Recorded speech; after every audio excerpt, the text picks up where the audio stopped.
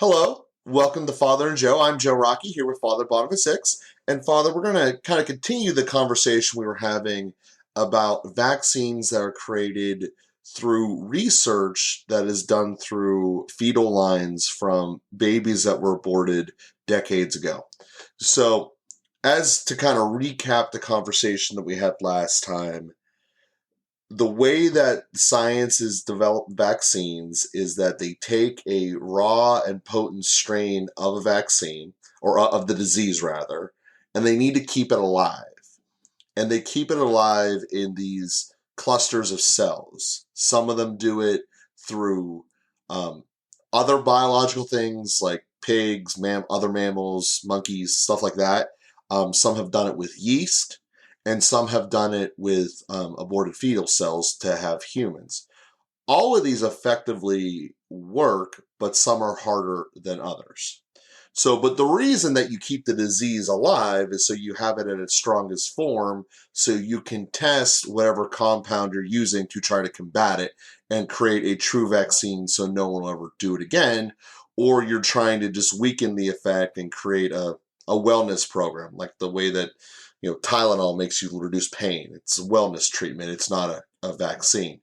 So that's kind of how the medicine side of it works. And the reason we're having this conversation that I want to emphasize again does not mean that the production of the vaccine or the wellness treatment is being used by aborted babies. That's not part of what's happening. What's happening is this is used in the initial phase of keeping the virus alive. So with that being said, I wanted to start there because the ethical question is, we know that there are vaccines out there that have strictly came from these aborted cell lines.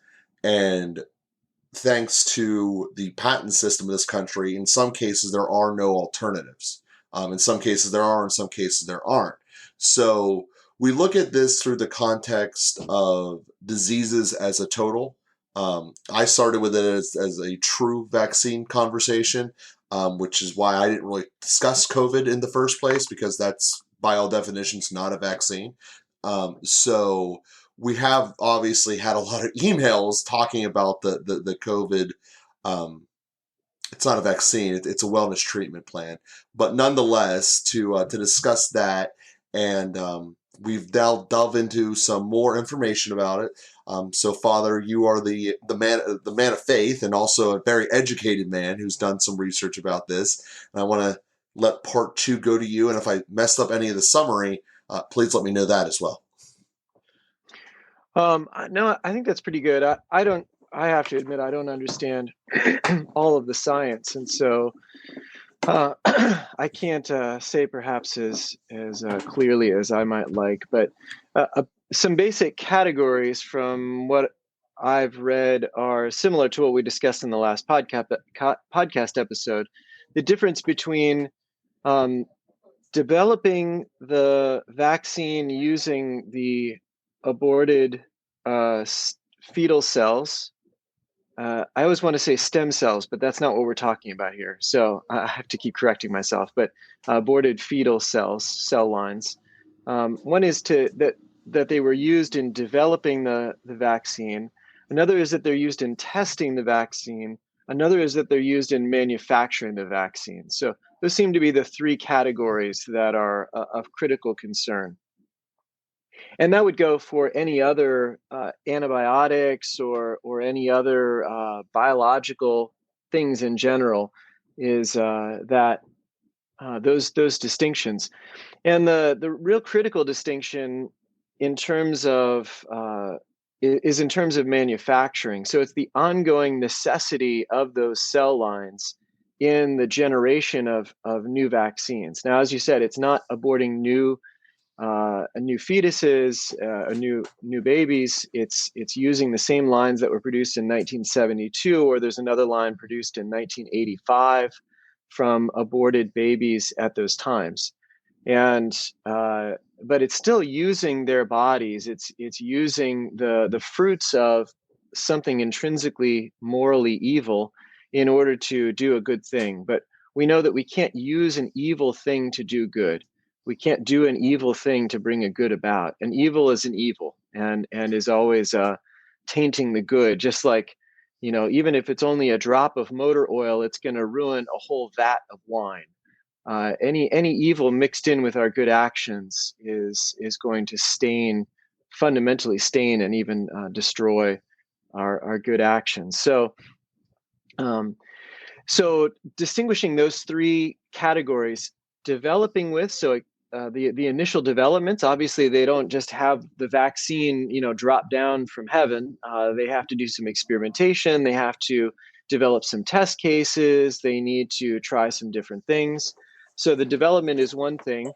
And in that case, we would have vaccines developed using material. So we have to talk about the material itself. We did that already in the past episode, but I'll come back to that in a moment. But we would have vaccines compromised because of their development in having been developed through ethically questionable means by using those fetal cell lines.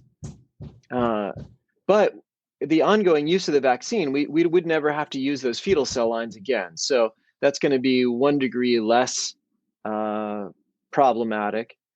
Likewise, the testing is similar to the development. The testing uses those fetal cell lines, and they wouldn't necessarily need to be used again, having been tested. We're not doing ongoing testing necessarily, or we could change the testing in the future to produce it in a different way. And so it's not inherently tied to those fetal cell lines. Whereas those vaccines which are manufactured using the fetal cell lines, those are going to be inherently tied to the fetal cell lines. And so that's going to be a degree more problematic. And if I'm getting it right, to make it concrete, in the COVID case, the Pfizer and Moderna use the fetal cell lines, I think, in development and in testing, but they don't use them in manufacturing. Whereas the Johnson & Johnson did use, or does use, those fetal cell lines in manufacturing. So those are two different categories of complicity with that original evil of abortion. Now, again, to look at the fetal cell lines, those fetal cell lines are used in a lot of things involving pharmaceuticals and pharmaceuticals and that whole biomedical industry. And so one priest I heard investigated and found out that those fetal cell lines have been used in basically every pharmaceutical except for Gas-X. That was his actual quote from a homily. And he's a very sincere priest, a traditional Fraternal Society of St. Peter priest, and investigated. He was preaching to a very conservative, religiously and politically conservative congregation. And he was willing to say, if you're going to object to the use of these vaccines that were tested using those fetal cell lines, then you have to object to the use of all kinds of pharmaceuticals. In fact, basically everything, all of our antibiotics and a number of other things. I didn't do that research. I'm referencing him loosely. But the point is, those fetal cell lines taint a lot of the things that we use on a regular basis. And for logical consistency, one would have to object to all of that, to object to the use of those vaccines at an ethical level because of the use of fetal cell lines. There are other reasons to object to the vaccines and the mandating of the vaccines not related to those fetal cell lines. So we could talk about that too. But anyway, just to note that before I move on. Well, let's keep the mandate part out of this, because that can be a month worth of conversation. Right. So just the point being, there are numerous ethically questionable things about mandated vaccine use. We're just talking about one of those at the moment. So when I say, if you're going to object to the use of the vaccines because of fetal cell lines, you need to object to the use of a lot of pharmaceuticals because of the fetal cell lines.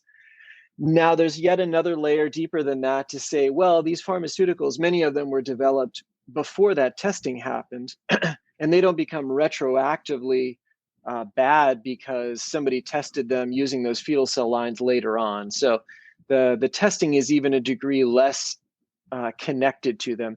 They weren't developed with the fetal cell lines. They aren't manufactured with the fetal cell lines, but later in the day, some companies use fetal cell lines to test them. Well, it's like, just because somebody uses something bad to test something doesn't get rid of the entire category. So you could push back on what I said in terms of the testing to that degree. But the point is, those fetal cell lines are almost ubiquitous from what I understand in terms of biomedical research in the modern day.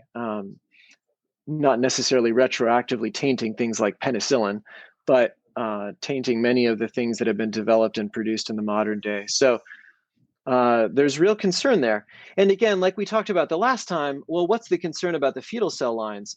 The Congregation for the Doctrine of the Faith in 2005 said one could use them in good conscience.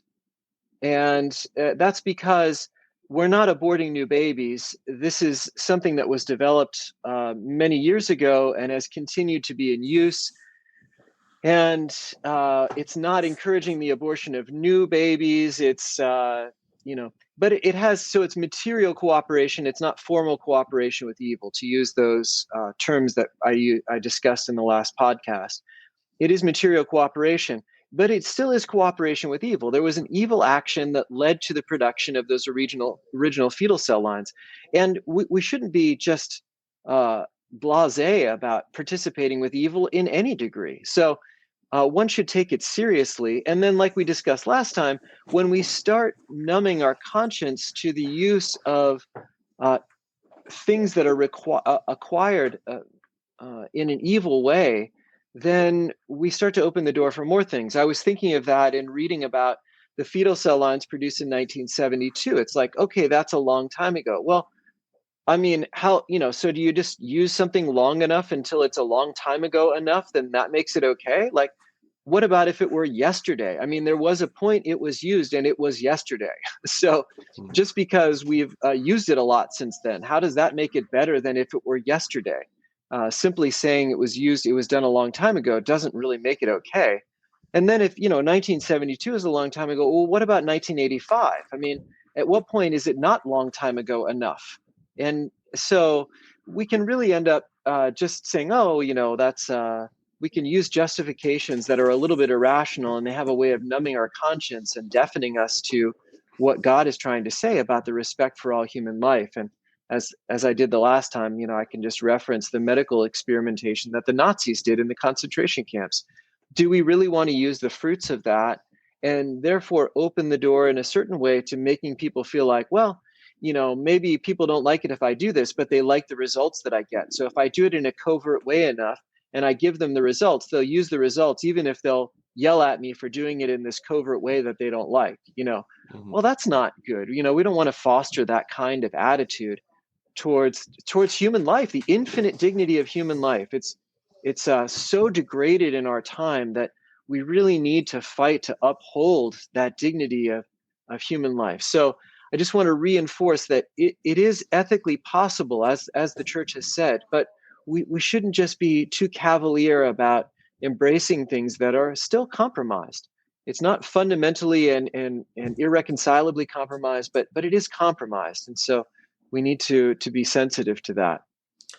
Yeah, and I guess one of the basic things with medicine is that each of us, even though there may be human beings for thousands and thousands of years, but each of us only have one life. So how will this individual compound affect us, 50 years from now? And really, there's no way to know that.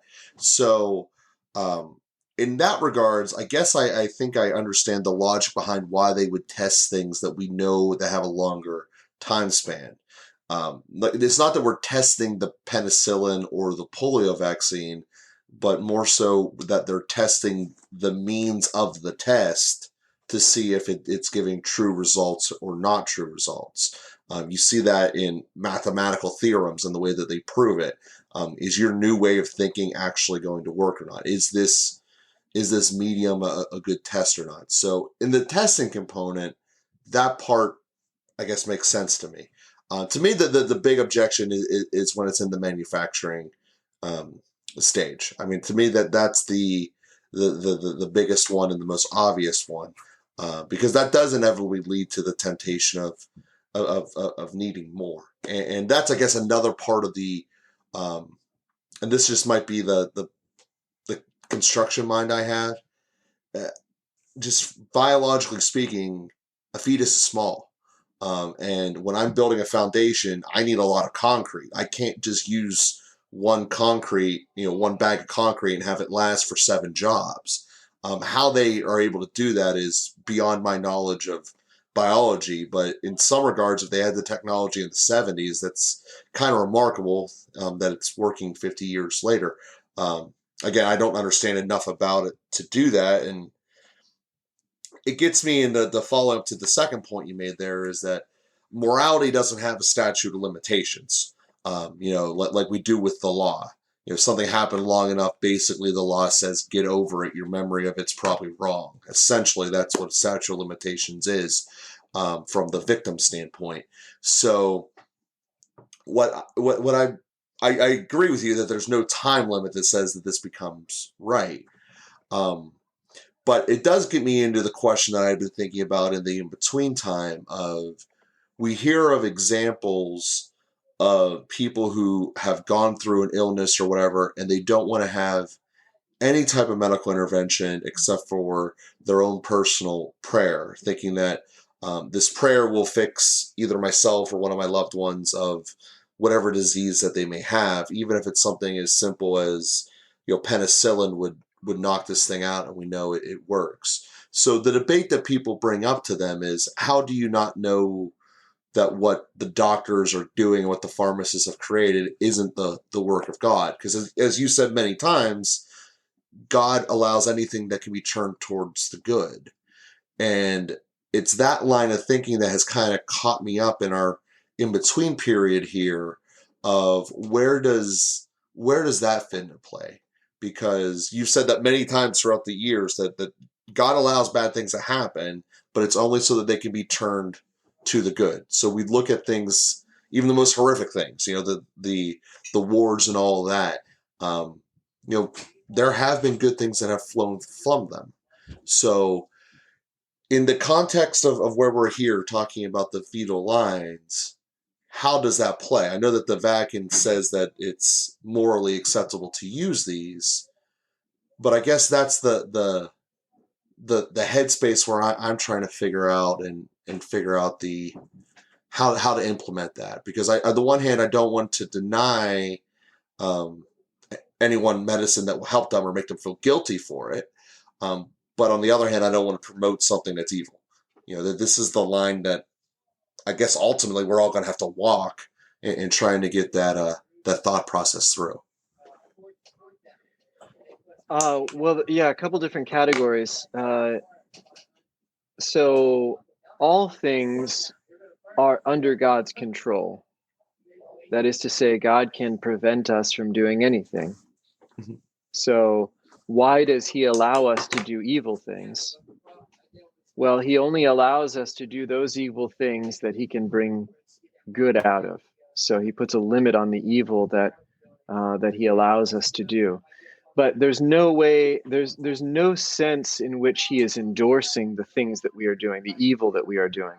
And that's where we distinguish the active and the passive will of God. Allowing is one thing, actively willing is another thing. It's like it's better to suffer evil than to do evil.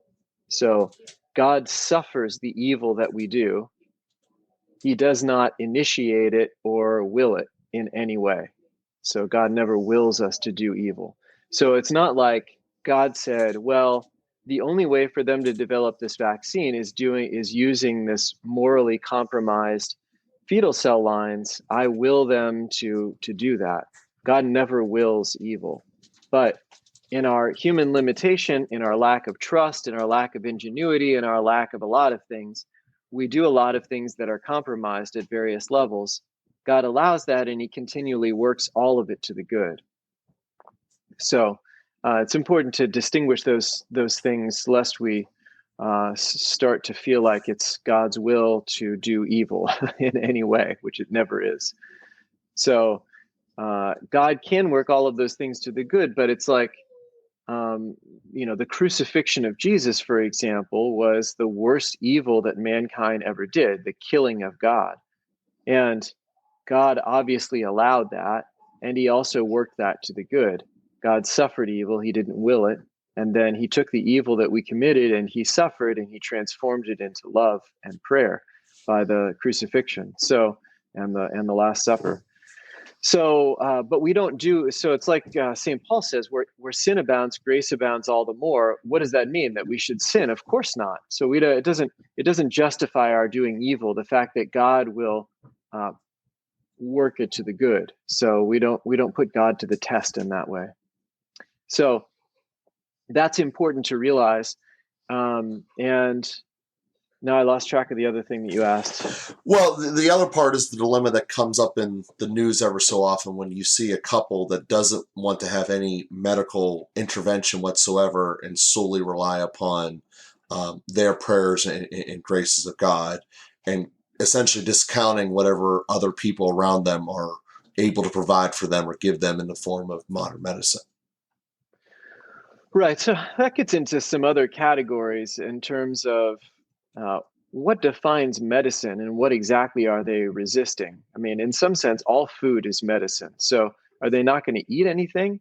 And there are a lot of going out into the sunlight is vitamin D, which is also battles disease. So are they not going to do that either? I mean, where do you draw the line between medicine and what God has given us? So part of what God has given us is all of these inventions of modern medicine.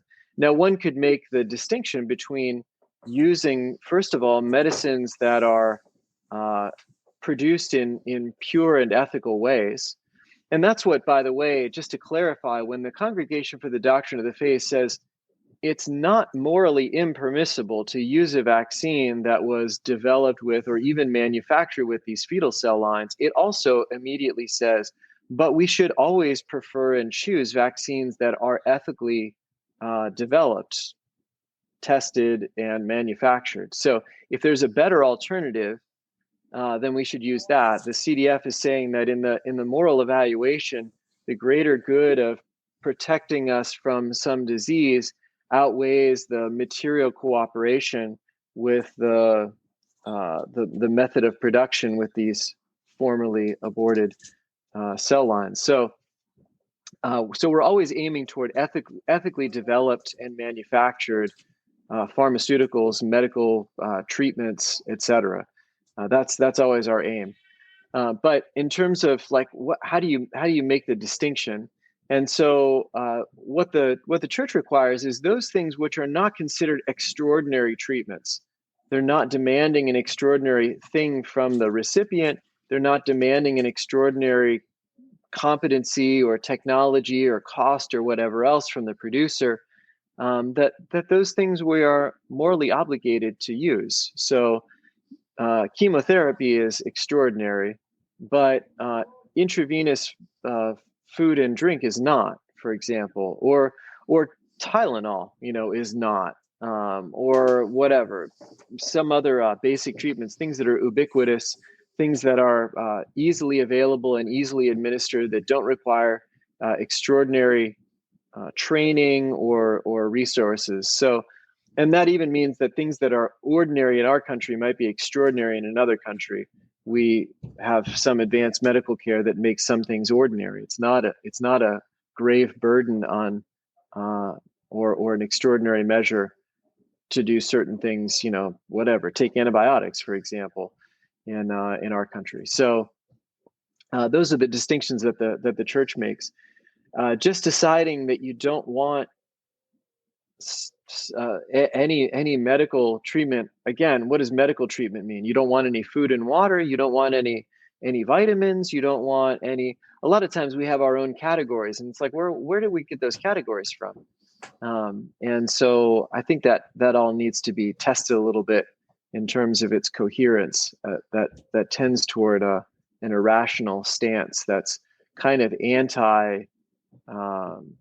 anti-technology or anti-modern in a way that is not healthy. Fair enough. Well, with that being said, Father, if there's any final thoughts you want to talk about, specifically about the fetal line and the research that they do, let's use this opportunity to do it now as we conclude the episode. Well, I think just all of these are complicated issues, first of all. And so I think it's important to think through them clearly. And there are the National Center for the National Catholic Bioethics Center, NCBC. .com, I believe, has a lot of really useful articles and a lot of good church teaching.